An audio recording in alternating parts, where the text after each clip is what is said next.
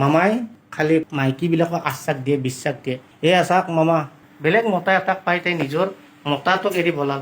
Loan লোৱা পইচা 2.5 লাখ টকা লৈ গ'ল মানে সিয়াক দিছে, গোটাই 2.5 লাখ টকা লৈ পলাই গ'ল। কি কৰিব মামা এতিয়া?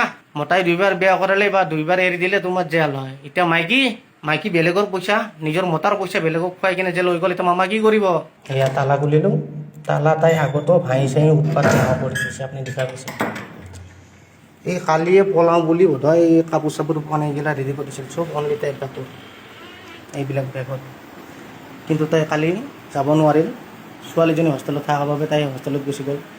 আহি গধূলি সোমাই কিনে বলবমত যাম বুলি কৈছে। বলবমত যাওঁ বুলি কৈ কিনে কালিৰ পৰা খবৰ নাই। এই চাওক বস্তুৰ অৱস্থা। আমি পৰহি দিনা ৰাতি ভাত খাইছিলোঁ, কালিতো দিনত খোৱাও নহ'ল, বনোৱাও নহ'ল। পৰহি ৰাতি এই চাওক বাচন বৰ্তন বিচনাত তেনেকৈ পৰি থাকিল এইবিলাক। আৰু এইবিলাক মাইকী কি বিশ্বাস কৰিব? মামাই খালি মাইকীবিলাকক আশ্বাস দিয়ে, বিশ্বাস দিয়ে। এই আছাক মামা, বেলেগ মতা এটা লগ পাই কিনে নিজৰ মতাক এৰি কিনে তাই পলাল।